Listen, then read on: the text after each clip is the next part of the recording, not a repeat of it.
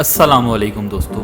बख्तावर के एपिसोड 8 में हमने देखा कि मालिक मकान बख्तू से कहता है तुम्हारी बहन घर पे अकेली होगी।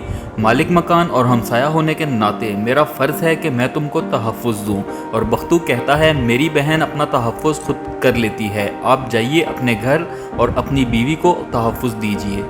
और मलिक साहब की बीवी उनसे कहती है हमने हुरिया का रिश्ता दिलावर के साथ ज़बरदस्ती करके दिलावर के साथ अच्छा नहीं किया, वो कुछ ख़ास पसंद नहीं करता हुरिया को।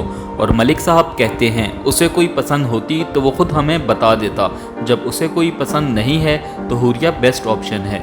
और शीदा ताला तोड़कर बख्तावर के घर घुस जाता है और मालिक मकान की बीवी उसे देख लेती है और अपने शौहर को बता देती है। और शीदा पूरे घर में बख्तावर को ढूंढता है लेकिन उसे वो नहीं मिलती। और मालिक मकान मोहल्ले के लोगों को बुलाकर ले आता है और दरवाज़ा तोड़कर अंदर जाते हैं, लेकिन शीदा खिड़की से निकलकर भाग जाता है।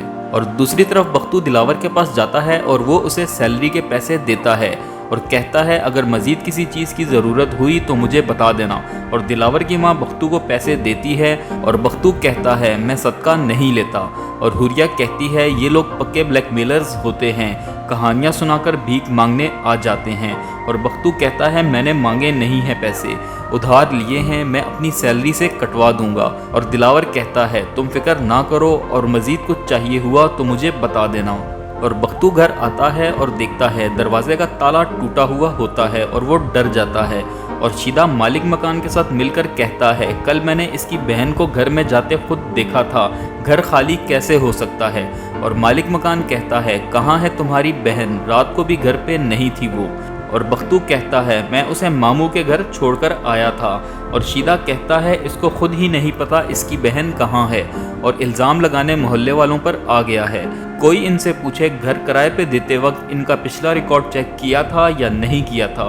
और बख्तू कहता है मेरे घर कौन आता है कौन जाता है, इसकी फ़िक्र करने की तुझे ज़रूरत नहीं है, मलिक दिलावर का आदमी हूँ, एक कॉल करूँगा सीधा अंदर करेंगे वो। और मालिक मकान की बीवी बख्तू से कहती है तुम्हें इस घर और मोहल्ले से निकालने के लिए मोहल्ले वाले हम पे दबाव डाल रहे हैं। और बख्तू कहता है अल्लाह की ज़मीन बहुत बड़ी है, जहाँ दाना पानी लिखा होगा वहाँ चले जाएंगे। और अगले दिन बख्तू ऑफिस जाता है और हुरिया पूछती है कैसी है तुम्हारी अम्मी की तबीयत अब। और बख्तू बताता है अब ठीक हैं, सर्जरी हो गई है। और हुरिया कहती है मुझे तुमसे माफ़ी मांगनी होगी, मैंने उस दिन कुछ ज़्यादा ही बोल दिया था।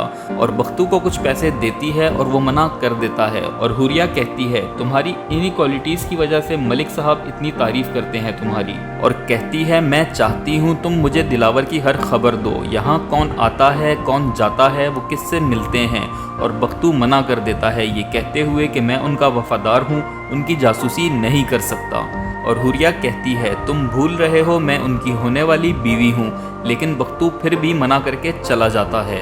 और दिलावर के बाबा उसे कहते हैं बख्तू को काम से निकाल दो। और दिलावर कहता है क्यों निकाल दूँ, वजह क्या है, मेरा मुलाजिम है वो, मैं उसे ऐसे नहीं निकाल सकता। और मलिक साहब कहते हैं एक 2 टके के मुलाजिम को निकालने के लिए तुम मुझे इनकार कर रहे हो। और वो कहते हैं मैं वजह बताना तुम्हें ज़रूरी नहीं समझता और हुरिया को पसंद नहीं है वो।